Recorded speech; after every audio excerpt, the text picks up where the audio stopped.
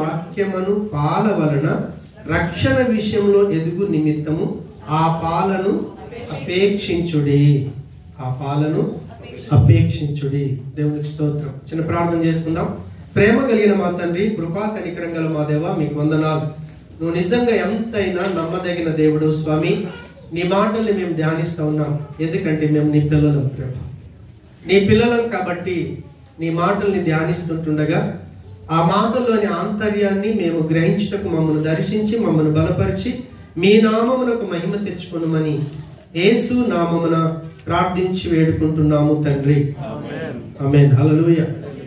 ఇక్కడ మనమందరం కూడా క్రైస్తవులం అని చెప్పుకుంటున్నాం కాబట్టి క్రైస్తవులం అని చెప్పుకుంటున్నటువంటి మనం ఒకవేళ క్రీస్తుకు శిష్యులం కాకపోతే క్రీస్తులాగా పరలోకం వెళ్ళలేము. కాబట్టి మన ఆధ్యాత్మిక జీవితం మనం ఈ సండే రోజు బయట ఎంజాయ్ చేయాల్సినటువంటి సమయాన్ని అక్కడ బయట లోకంలో ఎంజాయ్ చేయకుండా మన తండ్రి దగ్గరికి వచ్చి ఆయన సముఖంలో మోకరించి మన సమయాన్ని వెచ్చిస్తున్నామే, దాని ప్రతిఫలం మనం 100% పొందుకునాలి, అనుభవించాలి. కారణం ఏంటి? బయట గడపకుండా లోపలికి వచ్చాము అని అంటే మనకు ఒక భావన ఉంది, నాకు ప్రాణాత్మ శరీరాన్ని ఇచ్చిన దేవుడు, నేను ప్రభువును అంగీకరించడం ద్వారా ఈరోజు దేవుని బిడ్డని అయ్యాను కాబట్టి నా దేవుడి దగ్గరికి వెళ్తానని మన తండ్రి సముఖానికి ఆయన సన్నిధానానికి వచ్చాం. దీన్ని ఏమంటారంటే దేవుని కుటుంబము. సంఘం అంటే క్రీస్తు యొక్క శరీరం. ఆ శరీరంలో మనం అందరం కట్టబడ్డాం. మనందరికి మాదిరిగా యేసు ప్రభుల వారు తన జీవితాన్ని ముందుంచి వెళ్ళాడు. ఎక్కడికి వెళ్ళాడు? మనుషులందరూ చూస్తుండగానే, మీరు అపోస్తల కార్యం 1వ అధ్యాయం తర్వాత చదువుకోనండి, గలీలే కొండ నుంచి అందరూ చూస్తుండగానే పరలోకానికి ఆరోహణమై వెళ్ళిపోయాడు. కాబట్టి ఆరోహణమై వెళ్ళినటువంటి ఆ ప్రభువుకు మనం శిష్యులం గనుకైతే మన కొరకు ముందుగా వెళ్ళి మన కొరకు ఆ పరలోకంలో స్థలం సిద్ధపరిచాడు. మళ్ళీ వచ్చి తీసుకువెళ్తాడు మనల్ని 100%. కాబట్టి మళ్ళీ ఆయన వచ్చినప్పుడు ఆయనతోటి వెళ్ళాలి అంటే ఈ భూమి మీద మనం ఉన్నప్పుడే మనం క్రీస్తులాగా జీవించాలి. ఆయనను గురువుగా చేసుకొని మనం ఎప్పుడైతే జీవించగలుగుతామో అప్పుడు ఆయనకు శిష్యులం అవుతాం. దేవునికి స్తోత్రం. శిష్యుడైన వాడు ఆయన మాట వినగానే ఆయనని వెంబడిస్తాడు. దేవునికి స్తోత్రం. కాబట్టి రెండోది ఏం జరుగుద్ది అని అంటే తిరిగి జన్మించినటువంటి అనుభవంలోకి వస్తాం. మన అమ్మ నాన్న మంచి జీవితాన్ని ఇచ్చారు మనం. దేవునికి స్తోత్రం. మా డాడీ పేరు లింబాద్రి, మా అమ్మ పేరు లక్ష్మమ్మ. వాళ్ళిద్దరూ కానీ నాకు ఈ జీవితాన్ని ఇచ్చారు. నేను వాళ్ళ కొడుకునని చెప్పుకుంటున్నాను. కానీ మా మమ్మీ డాడీ నాకు ఏమి ఇచ్చారు అని అంటే వాళ్ళలో ఏ గుణ లక్షణాలు ఉన్నాయో, వాళ్ళతో ఏదైతే వాళ్ళు కలిగి ఉన్నారో దాన్ని నాకు ఇచ్చారు తప్ప వేరేది ఇవ్వలేకపోయారు. మా డాడీ మమ్మీలో చెడు గుణాలు ఉండే, అంతగా మంచోళ్ళు కాదు. కొన్ని విషయాల్లో మంచోళ్ళు కావచ్చు, కొన్ని విషయాల్లో చెడ్డవాళ్ళు. ఇక్కడ అన్ని విషయాల్లో మంచోళ్ళు ఎవరైనా ఉన్నారా? నేను కూడా లేను. మనలో ఏదో ఒక చెడు కంపల్సరీ ఉంటుంది. కారణం ఏంటి అని అంటే మనం పుట్టుకతోనే పాపులం కాబట్టి. మనందరికీ తల్లిదండ్రులు ఉన్నారు, మనందరికీ తల్లిదండ్రులు ఒకరే. ఎవరు చెప్తారా? ఆదాము అవ్వలు.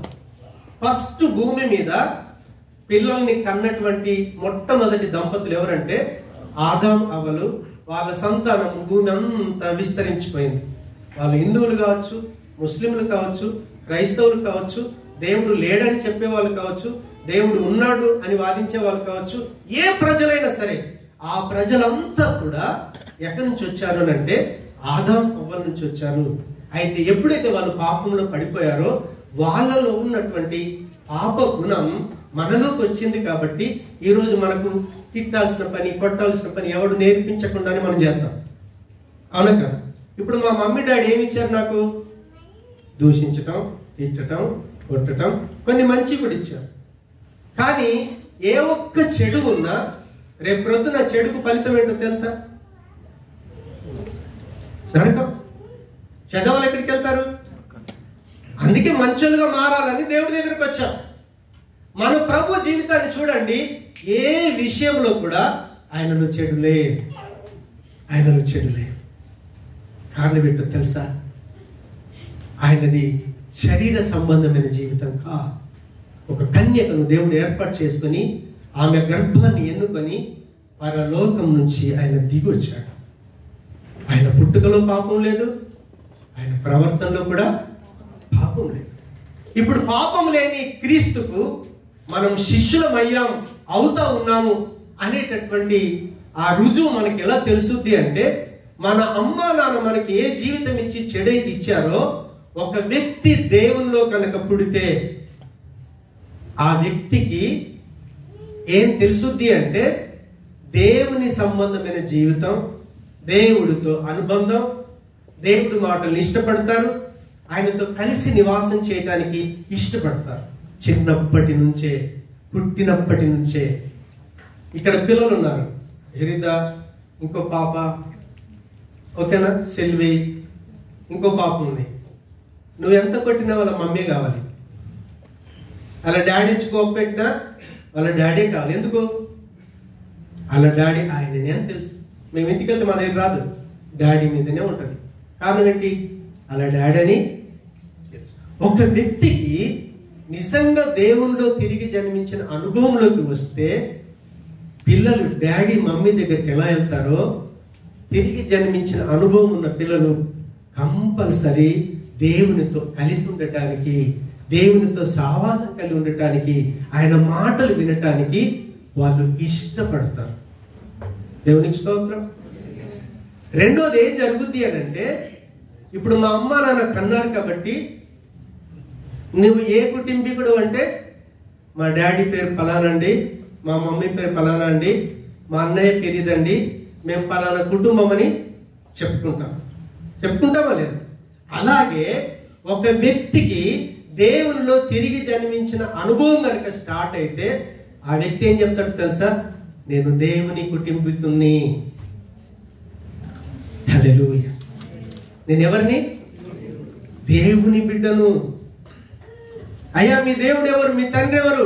నాకు ప్రాణాత్మ శరీరం ఇచ్చింది నా ప్రభు అండి. ఈరోజు నేను దేవుని బిడ్డను. దేవుని బిడ్డనని ఎప్పుడైతే ఆ వ్యక్తికి అర్థమవుతుందో, ఆ వ్యక్తి సంఘానికి రాకుండా ఉండలే. ఎందుకో తెలుసా? ఇది దేవుని కుటుంబం. పిల్లలు తల్లిదండ్రులతో ఎలా కలిసి ఉండటానికి ఇష్టపడతారో, అదే రీతిగా తిరిగి జన్మించిన అనుభవంలోకి వచ్చినటువంటి వ్యక్తి సహవాసం లేకుండా ఉండలే. చేప ఎక్కడ ఉంటుందండి? నీళ్ళలోనే ఉంటుంది, నీళ్ళలోనే బ్రతకగలుగుద్ది. కాబట్టి తిరిగి జన్మించి అనుభవం ఉన్నటువంటి వ్యక్తిలో, నాకు ఖచ్చితంగా దేవుని సన్నిధికి వెళ్లకుండా ఉండలేనని మనసు బాధపడతా చూడు, ఆ వ్యక్తిలో ఏం మార్పు అయిందంటే, తిరిగి జన్మించిన అనుభవంలోకి వచ్చాడు. ఇప్పుడు అమ్మా నాన్న జీవితం ఇచ్చారే, అమ్మా నాన్న జీవితం శరీర సంబంధమైందైతే, దేవుడు ఆత్మ సంబంధి కాబట్టి ఆత్మ సంబంధమైన జీవితం నాలో వచ్చింది అని ఆ వ్యక్తికి ఎలా తెలుసుద్ది అంటే, సన్నిధికి వెళ్ళకపోతే ఉండలేడు. ఇంకా ఆ రోజు తన సహవాసంలో ఉన్న బిడ్డల్ని కలవకపోతే ఆయన ఉండలేడు. ఆ వ్యక్తికి స్థానిక సంఘం అంటే ఏంటో అర్థమవుతుంది. ఒక కుటుంబంలో 3 పిల్లలు 4 పిల్లలు ఉన్నారు అనుకోండి, మా అక్క అండి, మా అన్నయ్య అండి, వేరే వాళ్ళని చూపించడు. వేరే వాళ్ళని చూపిస్తాడా? అది కుటుంబమే, ఎవరి కుటుంబాలు వాళ్ళకున్నాయి. కానీ తిరిగి జన్మించిన అనుభవంలోకి వచ్చిన వ్యక్తికి స్థానిక సంఘం అంటే ఏంటో తెలుస్తుంది. సంఘంలో ఉన్నటువంటి వాళ్ళు నా సహోదరుడు, నా సహోదరి, వాళ్ళతో కలిసి మాట్లాడకుండా ఉండలేననేటువంటి ఆ తపన ఎప్పుడైతే వస్తుందో, ఆ వ్యక్తికి సూచన ఏంటంటే, నువ్వు తిరిగి జన్మించిన అనుభవంలోకి వచ్చావు. ఎప్పుడైతే తిరిగి జన్మించిన అనుభవంలోకి వస్తాడో, ఆ వ్యక్తికి ఈ లోక సంబంధమైన విషయాల మీద చాలా మార్పులు వస్తాయి. ఎలాంటి మార్పులు వస్తాయి తెలుసా? మనం 2 వారాల క్రితం ధ్యానించాం. నేను దాన్ని మళ్ళీ రిపీట్ చేయదలుచుకోలేదు. దేవునికి స్తోత్రం. హల్లెలూయా. ఇప్పుడు కుటుంబం అని తెలుసుకున్నాం కదా. మన అమ్మా నాన్న కంటే ఈ కుటుంబానికి ఎక్కువ విలువ ఇస్తాడు. ఎందుకో తెలుసా? మన అమ్మ నాన్న మనం కలిసి ఉండేది ఈ జీవితంలో ఎంతకాలం జీవిస్తాం? ఎన్ని సంవత్సరాలు? దేవుడు ఆశీర్వదిస్తే 100 సంవత్సరాలు. హల్లెలూయా. ఆ 100 సంవత్సరాలలో కుటుంబం ఉండదు. కొన్ని డాడీ, తర్వాత మమ్మీ, తర్వాత పిల్లలు చనిపోతూ ఉంటారు. వాళ్ళ పిల్లలు వాళ్ళ కుటుంబాలు అవుతాయి, వాళ్ళు క్లోజ్ అవుతూ ఉంటది. కానీ ఇది క్లోజ్ అయ్యే కుటుంబం కాదు. ఇది క్లోజ్ అయ్యే కుటుంబం కాదు. ఇది దేవుని కుటుంబం అని ఎప్పుడైతే ఒక వ్యక్తికి అర్థమవుతుందో, ఇక్కడ ఏ రీతి కలిసి ఉన్నామో రేపు ప్రొద్దున మనం పరలోకంలో ఇదే రీతిగా కలిసి ఉండబోతా ఉన్నాం. కాబట్టి ఆ వ్యక్తికి తన భార్య కంటే, భర్త కంటే, పిల్లల కంటే, తల్లిదండ్రుల కంటే సంఘం ప్రాముఖ్యమైపోద్ది. ఆయన దృక్పథం మారిపోద్ది. ఒకసారి ఇదే 1 పేతురు పత్రిక 1వ అధ్యాయం 24వ వచనాన్ని చూద్దాం. ఒక్కరు చదవండి, లేకపోతే నేను చదువుతాను. సర్వ శరీరులు గడ్డిని పోలిన వారు వారి అందమంతయు గడ్డి పువ్వు వలె ఉన్నది. గడ్డి ఎండును, దాని పువ్వును రాలును. అయితే ప్రభు వాక్యం ఎల్లప్పుడూ నిలుచును. మీకు ప్రకటింపబడిన సువార్త ఈ వాక్యమే. సర్వ శరీరులు అంటే ఏంటి? భూమి మీద ఉన్న మనుషులందరూ కూడా శరీరం కలిగి ఉన్నారు. అందుకే సర్వ శరీరులు అంటున్నాడు. హిందువులు, ముస్లింలు, క్రైస్తవులు అని చెప్పట్లేదు. హిందువైనా శరీరంతో ఉన్నాడు, ముస్లిం అయినా శరీరంతో ఉన్నాడు, క్రైస్తవుడైనా శరీరంతో ఉన్నాడు. కాబట్టి ఈ భూమి మీద ఉన్నటువంటి ప్రతి మానవుడు సర్వ శరీరులు గడ్డిని పోలి ఉన్నారు అన్నాడు. 22 చూపించి పెట్టండి. షో ఎట్లేదు కదా, కాదు 23 షో చేయట్లేదు. 23, 24 కాదు. అంటే ఇప్పుడు ఇక్కడ మనం 1 పేతురు 1:24లో సర్వ శరీరం గడ్డిన పోలిన వారు అని వచ్చింది కదా, అది షో చేయట్లేదు. ఓకే. ఏలయనగా సర్వ శరీరులు గడ్డిని పోలిన వారు వారి అందమంతయు గడ్డి పువ్వు వలె ఉన్నది.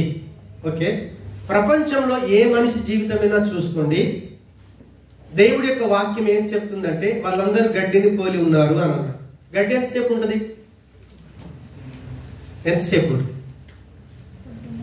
చెట్టుకు పువ్వులు ఉంటాయి కదా, పువ్వులు ఎంతసేపు ఉంటాయి? గడ్డికి పువ్వు ఉంటే ఎంత అందంగా ఉంటుంది. గార్డెన్కి వెళ్తాం కదా, ఎంత బాగుంది అంటాం. ఇప్పుడు దుబాయ్లో, ఇండియాలో తక్కువ కానీ ఇక్కడ చూడండి, మున్సిపాలిటీ వాళ్ళు రోడ్ ఎంబట ఒక నెల రోజులు ఒక రకం పువ్వులు ఉంటాయి, మళ్ళీ జస్ట్ ఒక నెల అయింది కానీ ఇంకా వేరే రకం పువ్వులు వస్తాయి. అది చూస్తే ఎంత ఆహ్లాదకరంగా ఉంటుంది. మరి నెల రోజులే ఉంది, అంతలోపల ఏమైంది? అది వాడిపోయింది, పువ్వు కూడా రాలిపోయింది. గడ్డికి పువ్వు అందం, మనిషికి ఏమందమో తెలుసా? తన ఉద్యోగం. ప్రతి ఒక్కడు నేను పలానా ఇంజనీర్ కావాలి, డాక్టర్ కావాలి, లేకపోతే ముఖ్యమంత్రి కావాలి, ప్రధానమంత్రి కావాలి, రాష్ట్రపతి కావాలి, నేను పైలట్ కావాలి. మీరు అడిగితే మీరు చెప్తారు, మీ పిల్లలు ఏం కావాలంటే ఏం చెప్తారు? సార్ మా ఇంజనీర్ కావాలి అంటే ఆ పాపకి ఇంజనీర్ పువ్వు అన్నమాట. సరే, ఈ మనిషి ఎన్ని రోజులు ఉంటాడు? ఎన్ని రోజులు ఉంటాడు? నీకు మంచి ఉద్యోగం వచ్చింది, ఎన్ని రోజులు ఉంటుంది ఉద్యోగం? ఉద్యోగం ఊడుద్ది, మనం కూడా ఊడిపోతాం. పర్మనెంట్ వాళ్ళం కాదు, అవును కాదు. కాబట్టి ఒక వ్యక్తికి తిరిగి జన్మించిన అనుభవం ఎప్పుడైతే వస్తుందో, శరీర సంబంధమైనటువంటి ఈ జీవితం శాశ్వతం కాదు అని అర్థమవుతుంది. మన కళ్ళ ముందు ఎంతమంది చూస్తున్నాం?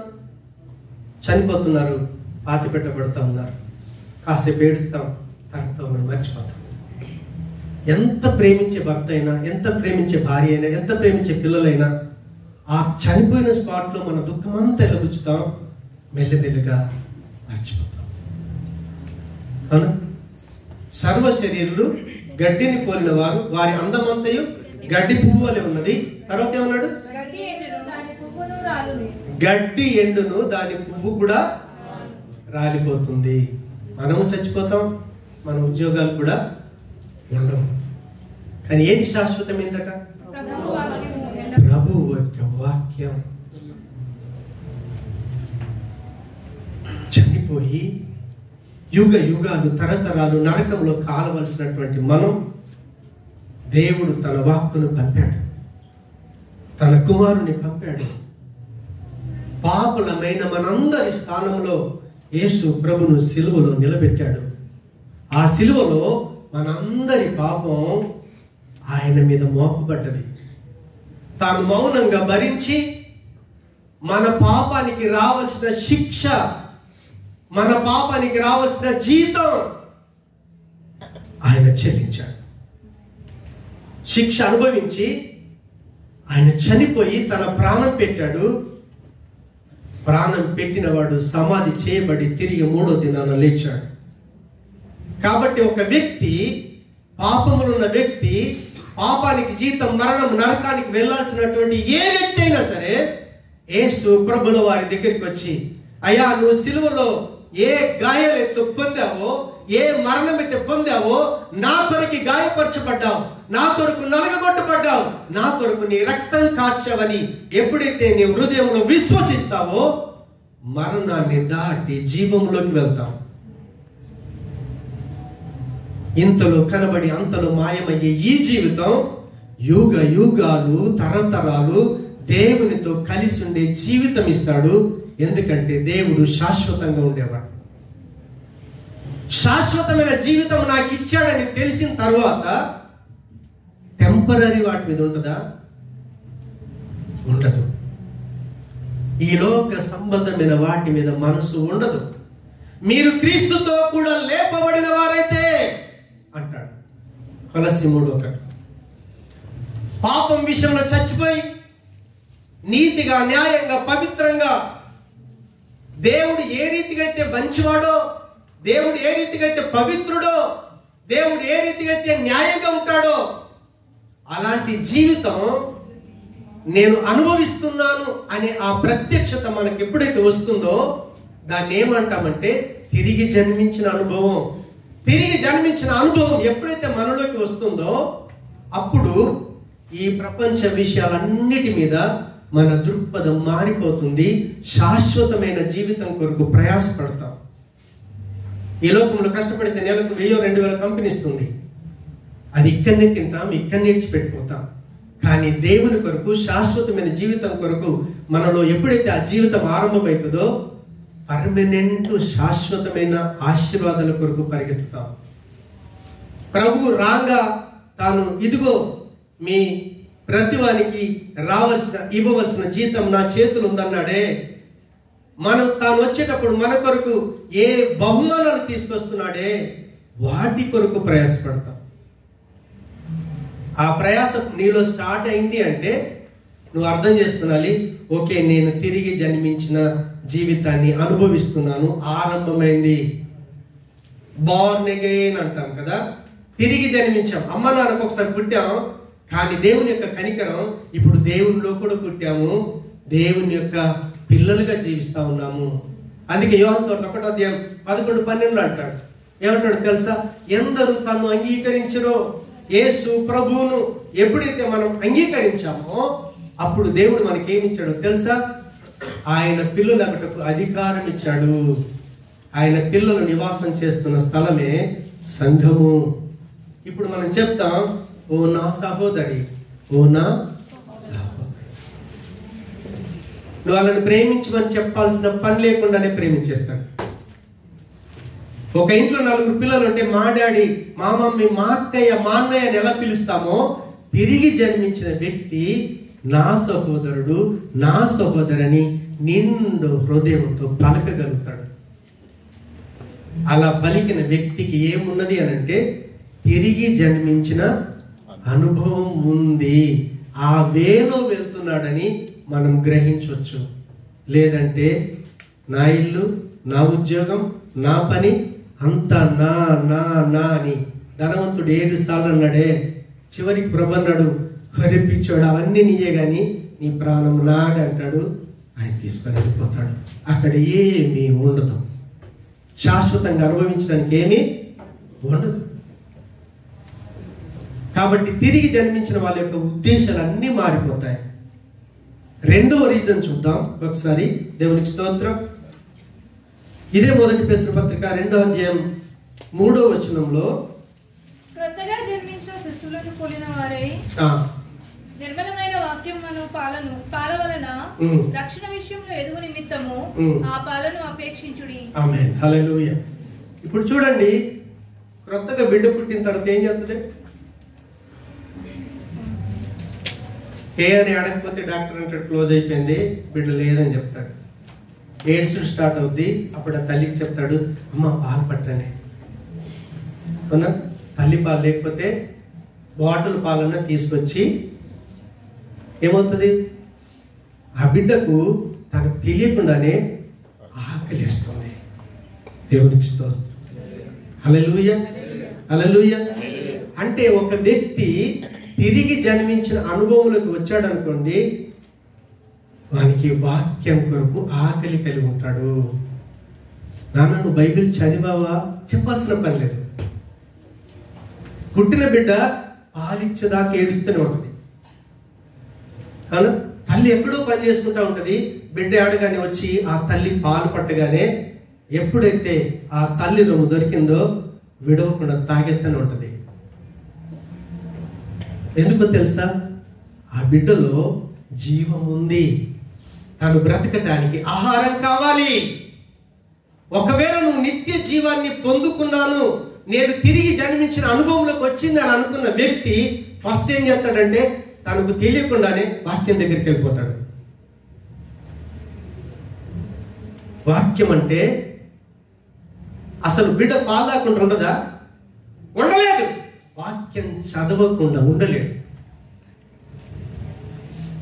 వాక్యం చదవకుండా ఉండలేడు. దేవునికి స్తోత్రం. వాక్యం అంటే ఆసక్తి పెరుగుద్ది. కొంతమంది పిల్లలు చూడండి, తల్లిదండ్రులు కాసేపు చిన్నవాడు, పెద్దోడైనా కూడా పాలే కావాలంటాడు. అప్పుడు ఏదో వేపాకు పెట్టు, ఏదో పెట్టు, పాలు మరిపిస్తా ఉంటాం. అంటే పాలంటే అంత ఆసక్తి. తల్లి పాలంటే, దేవుని మాటలంటే అంత ఆసక్తి పెరుగుద్ది. ఎవడొచ్చి ఆ బిడ్డకు మీ అమ్మని పాలు తాగుతున్నాడు చెప్తాడు ఎవడన్నా? స్వతహాగలో నుంచి వస్తుంది. తిరిగి జన్మించిన అనుభవం నీలో ఉంది అనుకుంటే నీకు సూచన ఏంటో తెలుసా? నువ్వు వాక్యం చదవకుండా పడుకోలేవు. వాక్యం చదవని లైఫ్ రోజు నీ లైఫ్ లో ఉండదు. ఆ చిన్న బిడ్డ ఒక రోజు పాలు తాగకుండా ఉందని చెప్పగలుగుతారా మీరు? పాపం తల్లికి జ్వరం వస్తుంది, డాక్టర్ అంటారు అమ్మ నీ పాలు ఇవ్వద్దు, కానీ బిడ్డ పాలిచ్చేదాకా ఏడుస్తున్నట్టు. నువ్వు పాలు తాగేదాకా ఏడుస్తూనే ఉంటావు. మీకు అర్థమవుతుందా? ఇదేమో శరీర సంబంధమైన జీవితం, మన అమ్మా నాన్న దాన్ని పొందుకున్నాం. కానీ దేవునిలో పొందుకున్న జీవితం దేవుని యొక్క మాటలు చదవకుండా అన్నాడు, ఆ పాలను అపేక్షించండి. మీరు క్రొత్తగా జన్మిస్తే మీ అమ్మా నాన్న ఇచ్చిన జన్మం కాదు, ఇప్పుడు దేవుడిచ్చిన జన్మ కనుక మీలో ఆరంభం అవుతే మీరు చేయాల్సింది ఒకటే, దేవుని యొక్క వాక్యాన్ని ప్రతిరోజు చదవాలి. మనం చదువు యూట్యూబ్లోకి వెళ్ళి అందరు వాక్యాలు వింటారు. అయ్యగారు ఆన్లైన్ వచ్చి నుంచి ఇంకా దరిద్రం అయిపోయింది. చర్చికి వెళ్ళేది లేదు, ఆన్లైన్లో ఆరాధన. మంచి పాటలు పాడతారు, పొగలు వెళ్తూ ఉంటాయి, డ్యాన్సులు చేస్తూ ఉంటారు. ఆహా ఓహో అయిపోద్ది, ఆరాధన అయిపోద్ది, వాక్యం వింటారు. మంచి వాక్యం. ఇక్కడ కూడా చెప్పేటోళ్ళు ఉంటారు, ఈరోజు మంచి వాక్యం విన్న తర్వాత నీలో నిజంగా ఒక ప్రాంతం ఉంది. తెస్సలోనిక ప్రాంతం వాళ్ళంటే ఎలా ఉన్నారంటే వాళ్ళకి ఏదో ఒక క్రొత్త సంగతి కావాలి, వెరైటీ వాక్యం కావాలి. ఓకేనా? ఒకసారి చూడండి, మొదటి అపొస్తలుల కార్యములు 17వ అధ్యాయం. త్వరగా అపొస్తలుల కార్యములు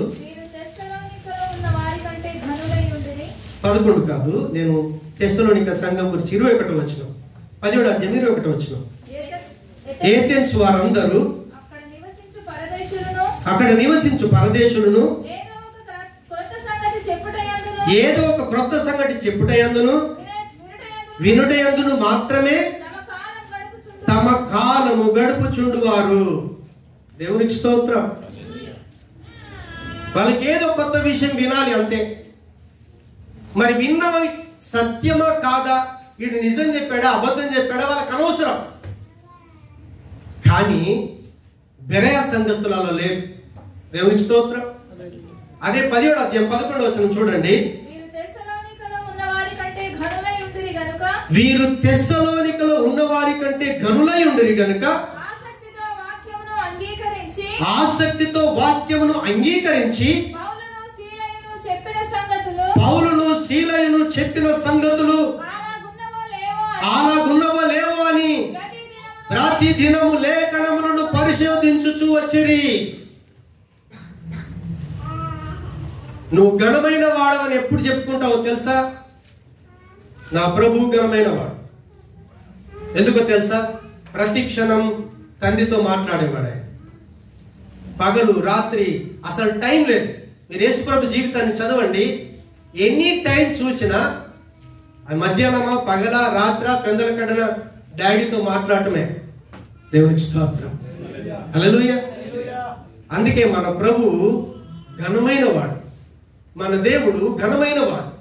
కాబట్టి ఈరోజు దేవుని పిల్లలుగా మనం కూడా ఘనమైన వారి లిస్టులో ఉండాలి అనుకున్నప్పుడు మన లైఫ్ ఎలా ఉంటుందంటే, నా దేవుడు ఘనమైన వాడైతే, ఇక్కడ చెప్పిన వ్యక్తి ఎవరు తెలుసా? నేనెవరిని? నేను మీలాంటి శరీరం ఉన్నోనే. ఓకేనా? వాక్యాన్ని తీసుకొని నా ఇష్టానుసారంగా చెప్తున్నానా, లేకపోతే దేవుడు ఏ ఉద్దేశం కొరకు అక్కడ చెప్పాడో దేవుని ఉద్దేశాన్ని చెప్తున్నాడా మీరు తెలుసుకున్నారంటే, నేను చెప్పిన వాక్యాన్ని మీరు ఇంటికి వెళ్ళి 1కి 10 సార్లు దాన్ని చూస్తే తప్ప, ఆ రెఫరెన్స్ దగ్గరికి వెళ్ళి ధ్యానిస్తే తప్ప నేను చెప్పింది అబద్ధమో నిజమో మీకు తెలియదు. కొంతమందికి పాస్టర్ చెప్పిందే వేదం. దేవునికి స్తోత్రం. ఇంకా వేరే లోలొచ్చి యేసుప్రభు దిగా చెప్పినాడు ఇప్పుడు పాస్టరే వేదం. హల్లెలూయా.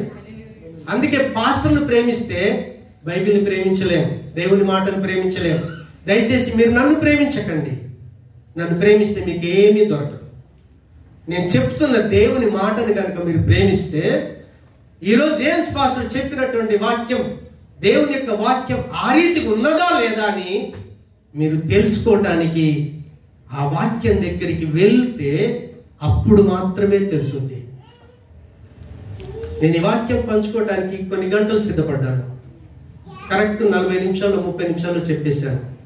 మీరు ఒక వ్యక్తి యొక్క 30 నిమిషాల ప్రసంగం వింటే దాని వెనకాల 3-4 గంటలు వాక్యం దగ్గరికి వెళ్ళి దాన్ని చదివితే తప్ప నేను చెప్పింది అబద్ధమో నిజమో నీకు తెలియదు. ఎంతమంది ఇందులో నుంచి ఇక్కడికి నుంచి వెళ్ళిన తర్వాత ఈ వాక్యాన్ని వారంలో 1 సార్లు 2 సార్లు 3 సార్లు అయ్యగారు చెప్పిన వాక్యం అది అలా ఉన్నదా లేదా అని ఎంతమంది చూస్తున్నారో నాకు తెలియదు. ఇక్కడికి వెళ్తాం, ఇంకో యూట్యూబ్ పెడతాం. ఆ యూట్యూబ్ 10 ప్రసంగాలైనా వింటాడు, కానీ ఈరోజు చెప్పిన వాక్యం ఏంటిదని, నా కొరకు దేవుడు ఏం మాట్లాడాడని ఏ వ్యక్తి అయితే గ్రహించాడో ఆ వ్యక్తికి ఇంకా తిరిగి జన్మించిన అనుభవంలో లేడని అర్థం. అర్థమవుతుందా? మీకు అమ్మ నాన్న ఉన్నారు కదా, మీ మమ్మీ డాడీ మీకు ఏ ఆహారం పెడితే మంచిదో మీ మమ్మీ డాడీకి తెలుసు. పిల్లల కొరకు ఆహారం సిద్ధపరిచి పెడితే వాళ్ళు ఏమంటే తెలుసు, మమ్మీ నాకు KFC కావాలి. KFC బయట ఉంటుంది. స్థానికంగా సంఘములో నీ దేవుడు నీ కాపరి ద్వారా నీకు ఏ వర్తమానం ఇచ్చాడు, ఏ ఆహారం పెట్టాడు నీకు? బయట మస్తు హోటల్స్ ఉన్నాయి, బయట అనేక సంఘాలు ఉన్నాయి, అనేక బోధకులు ఉన్నారు, మంచి మంచి వాక్యం చెప్పేవాళ్ళు ఉన్నారు. వాక్యం అంతా మంచిదే, కానీ నీ కొరకు ఏది మంచిదో స్థానికంగా నీ సంఘంలో నీ దేవుడు నీ దాసుడు ద్వారా ఏ వర్తమానం ఇచ్చాడు, ఏ ఆహారం పెట్టాడో దాన్ని తింటున్నావా? దాన్ని చదువుతున్నావా? దాన్ని నెమరు వేస్తున్నావా? లేదే, నీకు సత్యం తెలియదు. నేను చాలా మందిని అబ్జర్వ్ చేస్తాను, వాక్యం పంచుకున్న దాన్ని పెట్టుకోడు స్టేటస్లో, అందరు పాస్టర్లు పెట్టుకుంటారు. అయినా నేను బాధపడను. దేవునికి స్తోత్రం. ఎందుకంటే వాళ్ళు దాన్ని ఇష్టపడుతున్నారు. స్థానిక సంఘంలో నీకు పెట్టిన ఆహారం ఏంటో దాని విలువ తెలియకపోతే అందరినీ పెట్టుకుంటాం, మన ఫుడ్ మనం మర్చిపోతాం. ఇది సత్యం, నేను అబద్ధం చెప్పట్లేదు. ప్రతి సేవకుని దేవుడు ఎన్నుకున్నాడు. ఆ సేవకుడు తన సంఘానికి ఏం పెట్టాలో ఆయనకి తెలుసు. ఆ రోజు వర్తమానం ఇస్తాడు. మనకి మనోడు తెలుసా? లేవగానే క్యాలెండర్ చూసి ఆ రోజు ఏం వాగ్దానం ఉందో అదే వాగ్దానం అనేది మనది. అవునా? ఓ నీ సంతానాన్ని అభివృద్ధి చేస్తానని ఇచ్చాడు. ఓకేనా? ఎవరు చదివారు? భర్త చనిపోయిన స్త్రీ చదివింది. సంతాన వేడుకలు వస్తుంది. అన్ని వాగ్దానాలు అన్ని సందర్భాలకు తగవు. బైబిల్ అంతా చదివితే బైబిల్లో ఏ సందర్భానికి ఏ వాగ్దానమో దేవుడు నీ 365 రోజులకు 365 వాగ్దానాలు ఇచ్చాడు. మనం డ్రాది చదవద్దు. కొంతమంది ఇలా డ్రాది ఇస్తారు. ఇలా దేవునితో మాట్లాడు, అక్కడ మాట్లాడాడు. అందుకే బైబిల్ ఆది కాండం నుంచి ప్రకటన దాకా చదివితే ఆయన ఉద్దేశం అంతా తెలుస్తుంది. ఏ సందర్భంలో ఏ వాగ్దానం ఇచ్చాడో డైరెక్ట్ నువ్వు అక్కడికి వెళ్తావు. ఆ వాగ్దానం చేత నువ్వు ఆదరించబడతావు. తిరిగి జన్మించిన వ్యక్తి వాక్యాన్ని చదవకుండా ధ్యానించకుండా ఉండలే. ఒక సందర్భంలో కీర్తన 119 మాట చెప్పి నేను ముగిస్తాను త్వరగా. దేవునికి స్తోత్రం. కీర్తన 119 ఒకసారి 130 చదవండి త్వరగా.